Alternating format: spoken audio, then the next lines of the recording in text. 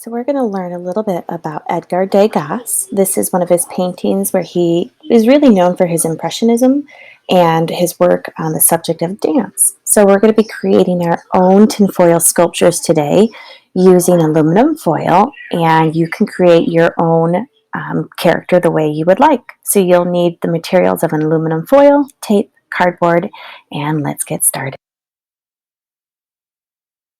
Right, so today what we're going to be working on and making are these awesome aluminum foil sculptures. So you can see that I made a one that's got like a baseball player. You can have a dancer going off of Degas. You can have a ballerina where you can have the arms and everything else where you've got your ballerina dancing. So there's so many different things that you can actually create with aluminum foil here. And what you're going to need to start with is some aluminum foil. So I'm just going to take out a large piece and rip it, as you can see. And then the next thing that I'm going to do is I'm going to turn it because it seems to be longer this way for me. And I need to figure out where my cuts are going to be. So at the very bottom base here, what I'm going to do is take my two fingers like this, and I'm just going to rip. I'm going to rip it about this long. That's what's going to be my legs, okay? So I've got this for my legs. And then on this side here, what I'm going to do is I'm going to do two cuts. I'm going to do a rip here and a rip here. And that's what's going to make my arms and my head. So I'm going to do a rip here. There's one. And I'm going to have another rip here. And don't worry if they're not equal or perfect. That's completely fine. All right. So the first thing that I'm going to do is I'm going to take one area and I'm going to squish it gently, okay? Because you can't make it stretch, but you can start it. So don't squish it too much. That's going to be one leg. And then I'm going to make my second leg like this. So now it's going to be looking a little weird, and that's okay. Now this and this part are going to be my arms. So let's start doing that. Squish this together. There's one arm. Squish this one. Now I've got my other arm. And I've got this wide body, right? Next thing I'm going to do is I'm going to kind of roll this into a ball and pinch here to give it a neck. Now I've got a head, a neck, and I've got, don't worry if the arms don't match or if it's long. So now what I'm going to do is I'm going to squish him together and I'm going to pinch his arms until I get the shape that I'm looking for.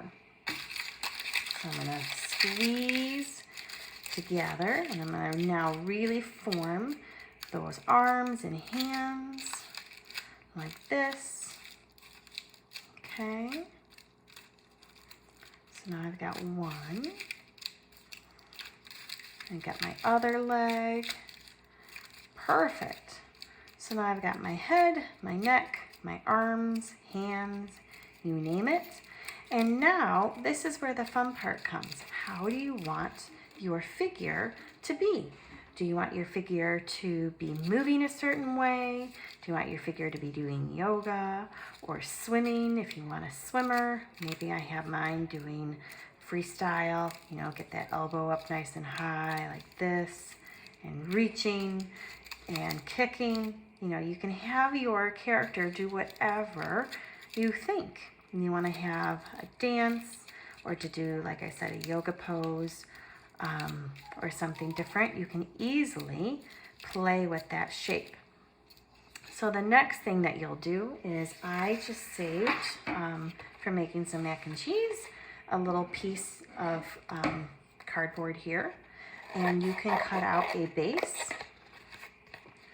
for your figurine to be on. And like I said, you can pose your figurine in any direction. You can have yours be a soccer player if you want. How does a soccer player look? Or a hockey player. You know, form your character in whatever position you think you want yours to be.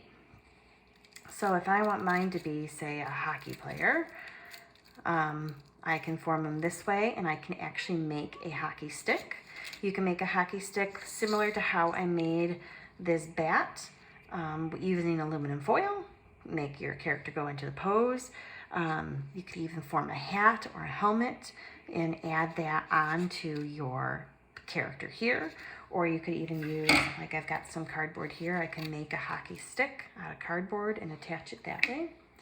And then I'm just going to make my feet a little bit like this so they're flat. Again, you could even make skates. You can cut out some cardboard and stick it on and have them sticking on it that way.